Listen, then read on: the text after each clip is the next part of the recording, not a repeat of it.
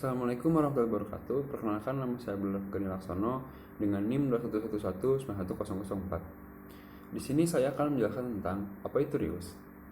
Reuse adalah salah satu cara terbaik dalam mengelola dan menangani sampah dan berbagai permasalahannya. Reuse atau penggunaan kembali berbeda dengan proses daur ulang yang menghancurkan barang menjadi barang mentah atau yang dipakai untuk membuat barang baru. Reuse atau penggunaan kembali mencakup penggunaan kembali secara konvensional, di mana barang dipakai dengan fungsi yang sama atau dengan fungsi yang berbeda. Pakaian bekas yang masih layak pakai bisa disumbangkan. Begitu juga dengan peralatan seperti listrik, buku, dan furnitur yang diganti karena bosan atau sedikit rusak. Selain mengurangi sampah, barang-barang tersebut juga dapat bermanfaat bagi orang lain dan diri sendiri. Menggunakan botol plastik bekas sebagai tempat penyimpanan pembersih lantai atau sebagai penyiram tanaman, menggunakan ban bekas sebagai ayunan, membeli sampo atau sabun dengan bentuk refill, dan lalu mengisikan kembali dengan botol yang sebelumnya. Reuse juga mengajarkan manusia untuk memilih sampah yang masih bisa digunakan. Memperbaiki barang yang rusak juga merupakan prinsip dari reuse.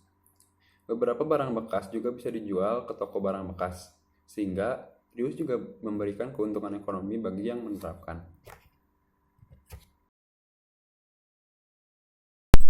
Halo, assalamualaikum warahmatullahi wabarakatuh. Perkenalkan, nama saya Rian Januar dengan NIM 2111910002 dari jurusan Teknik Mesin Winjani Cimahi. Jadi kami akan menjelaskan tentang pengelolaan sampah, yaitu 3R. 3R yaitu reuse, reduce, dan recycle. Sampai sekarang masih menjadi cara terbaik dalam mengelola sampah dan menangani sampah dengan berbagai permasalahannya. Penerapan sistem 3R atau reuse, reduce, dan recycle menjadi salah satu pengolahan sampah di samping mengolah sampah menjadi kompos atau memanfaatkan menjadi sumber listrik. Contohnya seperti pembangkit listrik tenaga sampah. Justru pengolahan sampah dengan sistem 3R, reuse, reduce, recycle dapat dilaksanakan oleh setiap orang dalam kegiatan sehari-hari.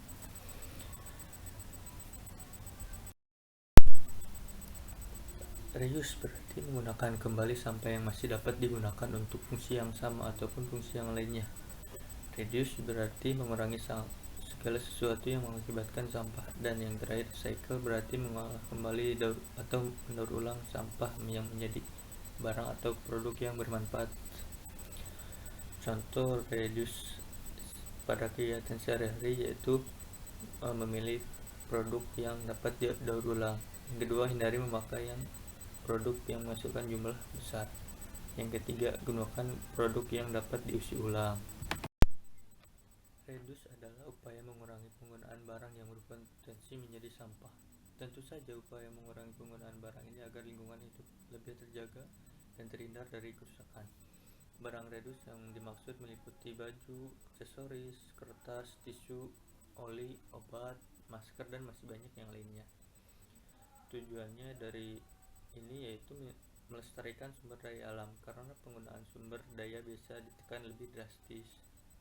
Yang kedua, upaya melestarikan ruang alam untuk tidak digunakan cuma-cuma hanya untuk meraup keuntungan. Ketiga, menghemat energi, karena dalam pembuatan barang-barang konsumsi tetaplah memerlukan banyak energi dari alam. Yang keempat yaitu meminimalkan emisi gas rumah kaca, karena ada pembakaran bakar fosil ketika dilakukan penambangan, permurnian, atau manufaktur. Yang terakhir yaitu pelepasan karbon dioksida ke atmosfer bisa ditekan agar tidak memperburuk kondisi keadaan sekitar.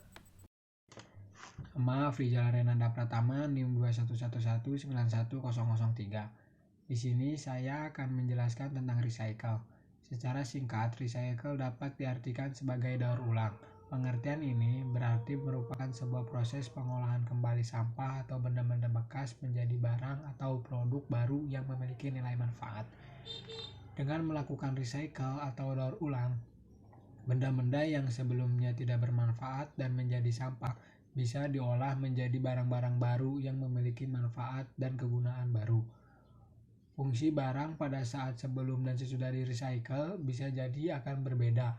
Sebagai contoh, misalnya Sebuah botol air kemasan yang semula menjadi wadah air minum setelah di-recycle berubah menjadi pot sebagai tempat tanaman hias. Dalam melaksanakan recycle atau daur ulang, setidaknya perlu memperhatikan dua hal. Yang pertama adalah bijak dalam memilih produk atau barang yang akan dibeli dengan mempertimbangkan fleksibilitas barang tersebut agar bisa didaur ulang. Yang kedua, dibutuhkan kreativitas untuk memunculkan ide-ide baru agar dapat memaksimalkan benda-benda yang sudah tidak terpakai menjadi berfungsi dan bermanfaat meskipun tidak pada fungsi utamanya. Contoh kegiatan recycle dalam kehidupan sehari-hari. Banyak ide dan contoh untuk melakukan recycle atau daur ulang dari berbagai benda yang ada di sekitar dalam kehidupan sehari-hari. Kali ini saya akan memberikan beberapa contoh kegiatan recycle yang bisa dicoba. Barang kerajinan yang pertama adalah bohlam lampu pijar. Bohlam lampu pijar lama yang telah mati jangan dibiarkan menjadi sampah. Banyak ide kreatif yang bisa dicoba untuk memanfaatkan bohlam bekas menjadi barang kerajinan. Bohlam dapat di-recycle menjadi akuarium mini, vas bunga mini yang bisa digunakan untuk menanam bunga-bunga yang hidup di air, semisal sirih gading. Yang kedua, merapikan kabel dengan klip binder. Dengan banyaknya alat elektronik, semakin banyak pula kabel-kabel yang berserakan di atas meja. Kabel-kabel tersebut dapat dirapikan dengan menggunakan klip kertas yang berukuran. Yang ketiga, tatakan gelas dari CD dan DVD bekas. CD dan DVD yang sudah tidak terpakai dapat dimanfaatkan menjadi tatakan gelas yang cantik dan murah. Recycle ini bisa dilakukan dengan menempelkan karpet dan kertas kado pada kedua sisi CD dan DVD. Yang kelima, wadah charger ponsel dari botol bekas. Botol bekas yang bentuknya agak gepeng dapat disulap menjadi wadah charger ponsel. Caranya adalah dengan memotong dan membuang bagian atasnya lalu menyisihkan sedikit.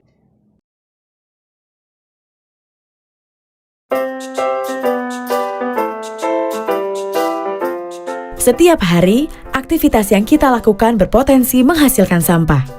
Sampah yang dihasilkan biasanya berupa sampah organik, yaitu segala sesuatu yang mudah terurai, misalnya daun-daun kering, tulang, duri, dan lain-lain. Dan sampah non-organik atau sampah yang sulit diurai, misalnya plastik, logam, kertas, dan lain-lain. Karena dihasilkan setiap hari, pengelolaan sampah yang kurang baik bisa menimbulkan masalah. Sampah yang dibuang sembarangan akan menumpuk, berbau, dan menjadi tempat berkembangnya penyakit.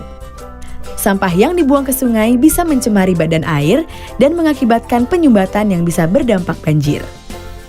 Sampah yang dibakar juga akan mencemari udara, menurunkan kualitas lingkungan, dan bisa berdampak pada pemanasan global. Selain itu, penumpukan sampah yang tidak terkelola juga tentunya akan menurunkan nilai estetika kota secara keseluruhan. Kalau sudah begini, rusaklah lingkungan kita. Bagaimana caranya? Pengelolaan sampah yang baik menjadi kunci.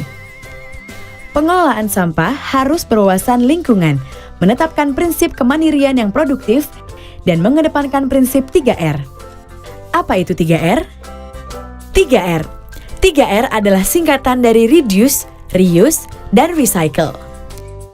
Reduce adalah upaya mengurangi timbulan sampah. Contohnya, memakai tas belanja, mengurangi penggunaan tisu, mengurangi penggunaan pampers. Reuse artinya upaya menggunakan kembali bahan atau barang supaya tidak langsung menjadi sampah. Contohnya, botol plastik tidak dibuang tapi masih dapat kita gunakan menjadi vas atau tempat pensil. Recycle artinya menggunakan kembali bahan yang telah melalui proses pengolahan, misalnya plastik bekas diolah menjadi biji plastik yang kemudian bisa diproses menjadi benda-benda plastik seperti ember misalnya.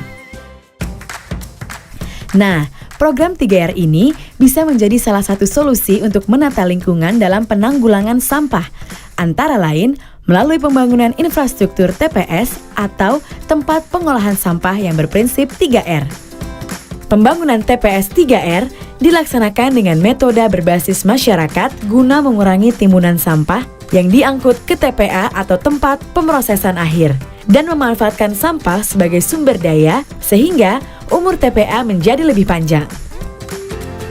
Penanganan sampah di TPS 3R ini meliputi pemilahan sampah, pengumpulan sesuai hasil pilahan, proses pengolahan dengan metode composting dan daur ulang, dan pengangkutan residu ke TPA. Kegiatan berbasis masyarakat sangat menekankan pada partisipasi masyarakat, mulai dari tahap perencanaan, pelaksanaan, pengelolaan, sampai dengan pengawasan. Ini juga dilakukan pada program pembangunan TPS 3R. Program ini melalui beberapa tahapan, yang semuanya melibatkan peran aktif masyarakat, yaitu perencanaan. Tahapan ini dimulai dengan pemilihan lokasi melalui metode selotip atau seleksi lokasi partisipatif. Dilanjutkan dengan sosialisasi program, pembentukan kelompok swadaya masyarakat atau KSM, dan tim swakelola. Dalam tahapan ini, KSM didampingi tenaga fasilitator lapangan atau TFL membuat dokumen perencanaan yaitu RKM atau Rencana Kerja Masyarakat sebagai dasar persyaratan bantuan dari pemerintah melalui Satuan Kerja Pengembangan Sistem Penyihatan Lingkungan Pemukiman Daerah Istimewa Yogyakarta. Pelaksanaan. Masyarakat didampingi TFL melaksanakan tahapan pembangunan TPS 3R. Dalam tahapan ini, KSM dari tim swakelola menjadi pengelola kegiatan baik dari segi keuangan maupun segi teknis. Pengelolaan pasca konstruksi. KSM mengelola TPS 3R dengan cara mengolah sampah yang ada dengan memanfaatkan iuran dari pelanggan untuk biaya operasional, serta mengembangkan TPS 3R. Misalnya, membuat suatu bisnis plan dengan menjual kompos maupun sampah hasil pilahan karena sampah juga masih memiliki nilai jual, sehingga dapat meningkatkan ekonomi masyarakat. Sampah bisa berubah menjadi berkah apabila kita bijak dalam mengelolanya. Penanganan sampah yang baik dan benar juga akan menciptakan lingkungan yang bersih sehingga membuat hidup kita menjadi nyaman dan sehat. Dan itu bisa kita wujudkan melalui partisipasi dan peran aktif kita semua.